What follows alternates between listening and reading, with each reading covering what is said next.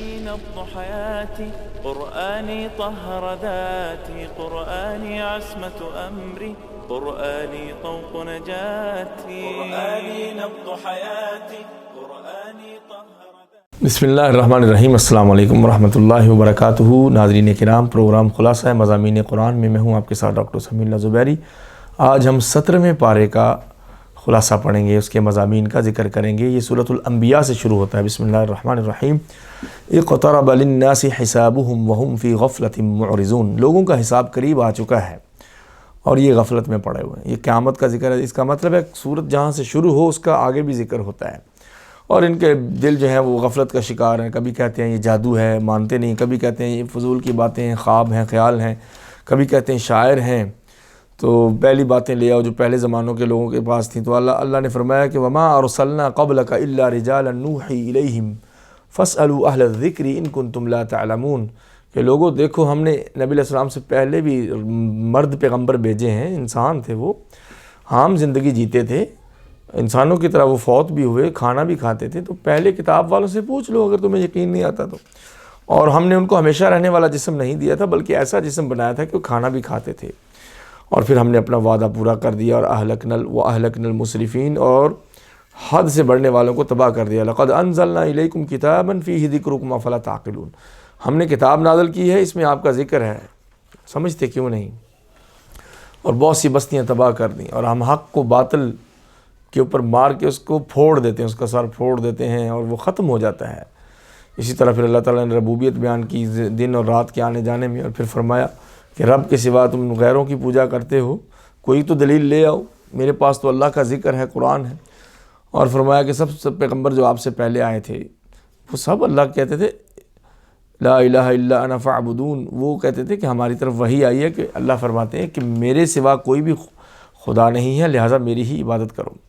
اور کبھی یہ کہتے ہیں کہ اللہ نے بیٹے بنا لیے۔ بھئی خدا کے بیٹے فرشتے نہیں ہوتے، وہ اللہ کی بیٹیاں نہیں ہیں، نہ بیٹے ہیں، بل عباد مکرمون، وہ تو عزت دار بندے ہیں اللہ تعالیٰ کے۔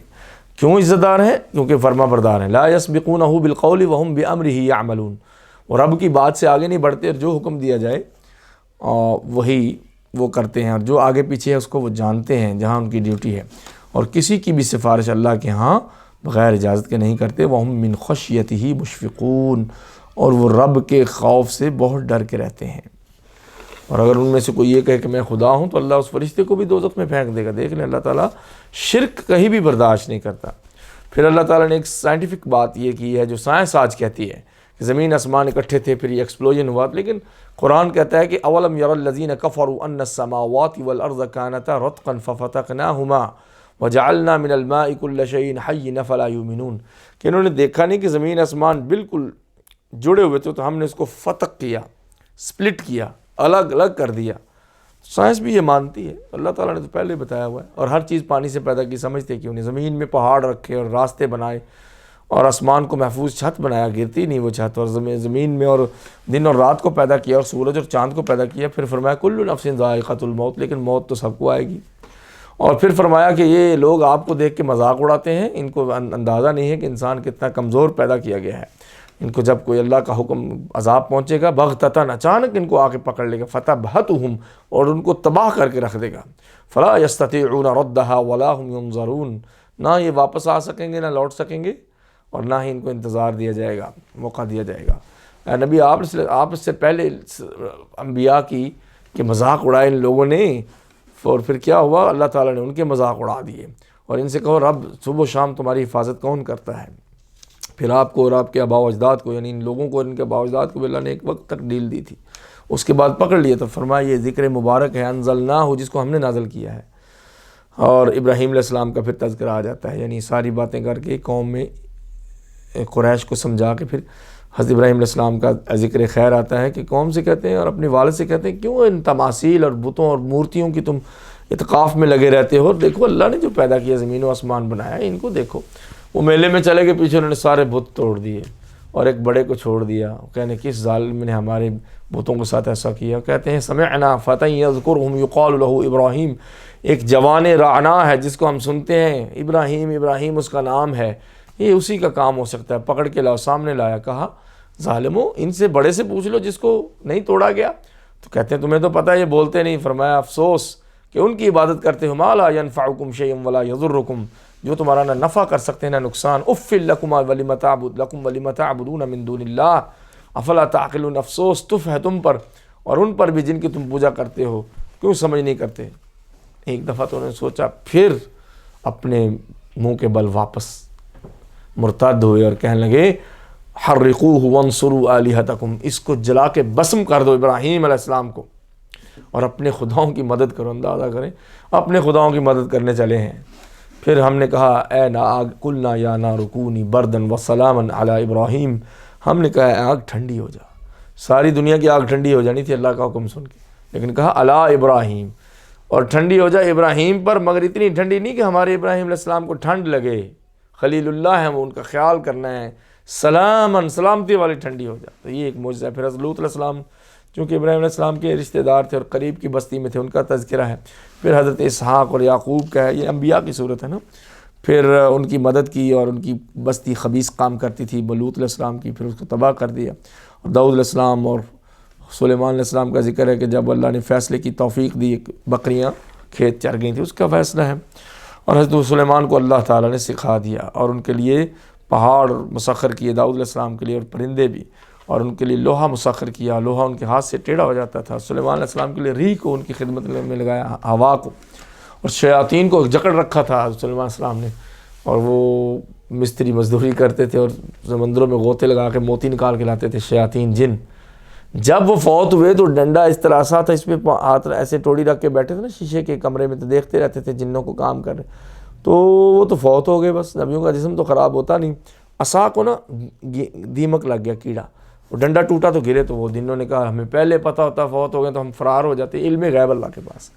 اس اسماعیل علیہ السلام اور حضرت ادریس کا اور ذوالکفل کا ذکر ہے. حضرت یونس علیہ السلام کا خاص طور پہ ذکر ہے. وَظَنُّونِ إِذْ ذَهَبَ مُغَاضِبًا فَظَنَّ أَن لَّن نَّقْدِرَ عَلَيْهِ، اور وہ مچھلی والا جو غصے میں بھرا ہوا اپنی بستی سے نکل گیا اور اس نے سوچا کہ ہم اس پہ سختی نہیں کریں گے. فَنَادَىٰ فِي الظُّلُمَاتِ، اور پھر رات کے اندھیروں میں، سمندر کے اندھیروں میں، مچھلی کے پیٹ کے اندھیروں میں وہ چیخ پڑے اللہ الہ الا انت سبحانک انی کنت من الظالمین، اے اللہ تو پاک ہے، تیری توحید ہے، تو پاک ہے شرک سے، میں نے اپنے اوپر ظلم کیا ہے. اور پھر فاستجبنا لہ، تو تسبیح کی برکت سے، توحید کی برکت سے اللہ تعالیٰ نے ان کی دعا قبول کر لی. ونجیناہ من الغم، اور غم سے نجات دی ان کو. نہیں صرف وکذالک ننجی المؤمنین، ایسے ہی مومنوں کو بھی غم سے نجات دیں گے جو ہماری توحید کا ہمیں واسطہ دیں گے اور تسبیح کریں گے. اور زکریا علیہ السلام کا ذکر کہ اللہ ہمیں کوئی بیٹا دے دے، کون میرا وارث بنے گا. اور کہتے ہیں کہ یہ زکریا اور ان کی بیوی اور ان کے بچے سب یدعوننا رغبا ورہبا، ان کی صفت یہ ہے کہ ڈرتے ہوئے اور شوق رکھتے ہوئے ہمیں پکارتے تھے. وَكَانُوا لَنَا خَاشِعِينَ، اور ہم سے ڈرتے تھے. اور وہ مریم جس نے اپنی شرمگاہ کی حفاظت کی، ہم نے ان میں پھونکا فرشتے کے ذریعے، پھر اللہ نے بیٹا دیا اور زمین میں سب دنیا کے لیے ایک نشانی بنا دیا عیسیٰ علیہ السلام کو. اور پھر قوم یاجوج اور ماجوج کا ذکر ہے، قیامت کے دن کھول دیے جائیں گے، ہر اونچے نیچے ٹیلے سے نکل کے آ جائیں گے. اور فرمایا کہ اگر تمہارے یہ معبود سچے ہوتے بت وغیرہ، تو پھر ان کو جہنم میں کیوں پھینکا جائے. جتنے بت ہیں ان کو قیامت کے دن اللہ جہنم میں پھینک دیں گے، تاکہ جو ان کی پوجا کرتے تھے ان کو ذلت کا سامنا کرنا پڑے. ہیں یہ ہمارے خدا ہی دوزخ میں چلے گئے تو ہمیں کیسے بچائیں گے. پھر جو مومن ہیں ان کے بارے میں فرمایا لا يسمعون حسیسا، وہ ذرا سی آواز بھی جہنم کی نہیں سن سکیں گے. جو اندر چیخ و پکار ہوگی اور وہ ایسے آواز دھاڑے گی جہنم، ایسی خوفناک آوازیں نکالے گی. لہم فیہا زفیر و شہیق، گدھے کی طرح کی آوازیں جہنمیوں کی ہوں گی، لیکن جنتیوں کو ذرا سی ان کے کان میں کوئی آواز نہیں آئے گی. اور قیامت کے دن لپیٹ کے رکھ دیں گے ہم آسمانوں کو، جیسے ایک منشی ایک دفتر اپنے رجسٹر کو لپیٹتا ہے تومار کاغذ کا، تو اللہ اپنی انگلی پہ پورے آسمانوں کو لپیٹ کے کہیں گے کہاں ہیں حکمرانیاں کرنے والے اور جبار، اور میں جبار اور قہار ہوں. اور اس کے بعد پھر فرمایا کہ ہم نے داؤد علیہ السلام کو زبور عطا کی تھی، اور یہ لکھا تھا زبور میں کہ زمین میں حکومت اپنے نیک بندوں کو ضرور عطا کروں گا. قل انما یوحی وما ارسلناک الا رحمۃ للعالمین. اور آخر میں نبی رحمت والی وہ آیت کیا ہے، نبی ہم نے آپ کو کائنات بھر کے لیے رحمت بنا کے بھیجا ہے. قل انما یوحی الی انما الہکم الہ واحد فہل انتم مسلمون. اور آپ یہ فرما دیں ان کو پیغام کہ میں رحمت عالم ہوں، لیکن میرا پیغام یہ ہے کہ اللہ کے سوا کوئی عبادت کے لائق نہیں ہے. تم اگر سمجھنا چاہتے ہو تو اس بات کو سمجھو. قل رب احکم بالحق وربنا الرحمن المستعان علی ما تصفون. اور کہو کہ میرا رب، اے میرے رب فیصلہ کر دے حق کے ساتھ، اور ہمارا رب ہے جس کی مدد لی جا سکتی ہے اور وہ اس کے خلاف جو تم رب سے شرک جوڑتے ہو اس کے خلاف ہم اللہ سے مدد لیتے ہیں۔ اس کے بعد سورۃ الحج، سورۃ الحج میں تو حج فرض ہوا تھا اور اسی میں جہاد کی فرضیت کی بات ہے، اور یہ صورت جامع ترین صورت ہے جس میں حلال حرام کا ذکر، 8 چیزیں ہوتی ہیں جو جامع صورتیں ہوتی ہیں، جس میں امر اور نہی کا ذکر ہو، مثالوں کا ذکر ہو، آخرت کا ذکر ہو، حلال اور حرام کا ذکر ہو، اللہ کی نعمتوں کا تذکرہ ہو، انسان کی تخلیق کا ذکر ہو۔ تقریباً 8 چیزیں ہوتی ہیں جو صورت جو قرآن کے خلاصے ہیں، قرآن کے مضامین ہیں، تو سورہ حج میں وہ سارے موجود ہیں۔ یا ایھا الناس اتقوا ربکم ان زلزلۃ الساعۃ شیء عظیم، اے لوگو رب سے ڈرو، قیامت کا زلزلہ بہت خطرناک چیز ہے۔ اس دن ماں جو دودھ پلاتی بچے کو بھول جائے گی، اور جو پیٹ میں جانوروں کے پیٹ میں حمل ہیں وہ گر جائیں گے، اور لوگوں کو تم نشے کی حالت میں دیکھو گے، وما ہم بسکارا، حالانکہ وہ نشے کی حالت میں نہیں ہوں گے، سرگرداں پھر رہے ہوں گے، ولکن عذاب اللہ شدید، لیکن اللہ کا عذاب بہت سخت ہے۔ پھر انسان کی فطرت کے بحث بہت کرتا ہے، پھر کہا کہ اگر تمہیں شک ہے تو اپنی تخلیق دیکھ لو، نطفے سے، پھر لوتھڑا، پھر گوشت کا ٹکڑا، پھر ماں کے پیٹ میں پیدا کیا، پھر زمین کو دیکھا کہ زمین جب مردہ ہوتی ہے، پانی سے زندہ ہوتی ہے، پھر وہ بڑھتی ہے، اس میں سے کھیتیاں نکلتی ہیں، تو دیکھو اللہ ہی ہے نا جو زمین کو زندہ کرتا ہے، تو تمہیں بھی تو اللہ مار کے زندہ کر دے گا نا۔ لوگوں میں ایسے ہیں جو فضول جھگڑے کرتے ہیں، اور فضول جھگڑے والوں کے لیے عذاب کی بات ہوئی ہے، اور فرمایا کہ لوگوں میں کچھ ایسے بھی ہیں، ان لوگوں کی نفسیات کا ذکر ہے کہ اگر خیر پہنچے تو بڑا خوش ہوتا ہے، تھوڑی سی مصیبت پہنچے تو فوراً پھر جاتا ہے کہ دین میں کیا رکھا ہے، توبہ توبہ، تو پیچھے ہٹ جاتا ہے، اور کہتے ہیں، اللہ فرماتے ہیں یہ ذالک هو الخسران المبین، سب سے فسادی، سب سے بڑا خسارہ یہی ہے۔ اور پھر کیا فرمایا، یدعو من دون اللہ، ایسا بندہ شرک کی طرف مائل ہو جاتا ہے، اللہ کے سوا غیروں کو پکارتا ہے، ما لا یضرہ ولا ینفعہ، اس کو پکارتا ہے جو نہ اس کا نفع دے سکتا ہے نہ نقصان، ذالک هو الضلال البعید، رب کے سوا غیروں کو پکارنا بڑی گمراہی، دور کی گمراہی ہے۔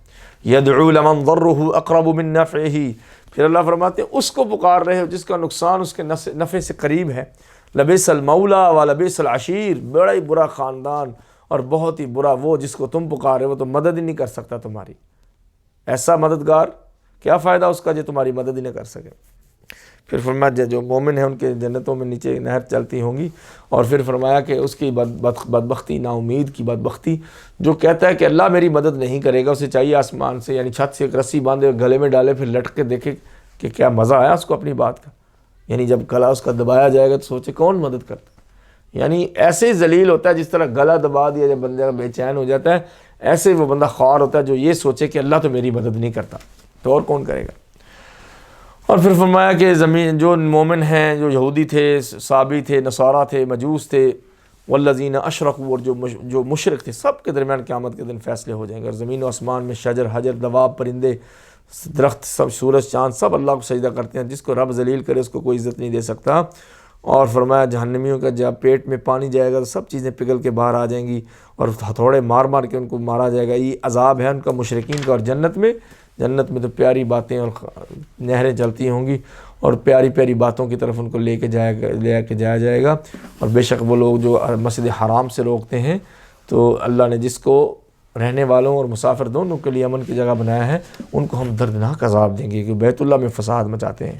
پھر اس کے بیت اللہ کے فوراً بعد حضرت ابراہیم علیہ السلام کا ذکر ہے، انہوں نے کہا کہ اپنے میرے ساتھ کوئی شرک نہیں کرنا، اور میرے گھر کو پاک کر دو، طائفین، قائمین، رکع سجود، للطائفین طواف کرنے والوں کے لیے، والقائمین اور قیام کرنے والوں کے لیے، والرکع اور رکوع کرنے والوں کے لیے، والسجود اور سجدہ کرنے والوں کے لیے۔ اور ابراہیم علیہ السلام سے کہا کہ عرفات کے میدان میں کھڑے ہو کے حج کی منادی کریں، تو ان کی آواز اللہ نے پوری کائنات تک پہنچا دی کہ لوگوں حج فرض ہو گیا ہے۔ پھر پوری دنیا سے ہر خشکی اور بری راستے اور بحری اور ہوائی راستے سے لوگ حج میں آئیں گے تاکہ منافع بھی کمائیں، تجارت بھی کریں، اور حج بھی، اور جانور بھی دیکھیں، قربانیاں بھی کریں، اہل مکہ کو گوشت بھی کھلائیں۔ اور فرمایا وَمَن يُعَظِّمْ حُرُمَاتِ اللَّهِ فَهُوَ خَيْرٌ لَهُ، جو اللہ کی حرمتوں کو بڑا کرتا ہے یہ اس کے لیے بہتر ہے۔ حج، قربانی، بیت اللہ، مسعی، سعی، شیطان کو کنکریاں مارنا، حضرت ابراہیم کی یاد زندہ کرنا، حضرت حاجرہ کی طرح صفا مروہ پہ دوڑنا، تو یہ ہے اللہ کی حرمات۔ حنفاء للہ غیر مشرکین، ابھی بتایا حج پہ ساری کی ساری توحید ہے۔ حج میں کوئی ایسی عبادت نہیں جس میں توحید نہ ہو۔ حج توحید، حضرت ابراہیم علیہ السلام کی یاد ہے، حج توحید ہے، حج کے اللہ کی طرف سیدھا چلنے والے اور نہ کہ مشرک. ومن یشرک باللہ فکأنما خر من السماء فتخطفه الطیر او تحوی تهوی به الریح فی مکان صحیح. کیونکہ مشرک ایسا ہے کہ جو شرک کرتا ہے اس کی مثال یوں ہے کہ جیسے آسمان سے وہ گر پڑے ٹکڑے ٹکڑے ہو جائیں, پرندے اس کو نوچ کے لے جائیں یا ہوا اس کو بہت دور تک پھیلا کے رکھ دے.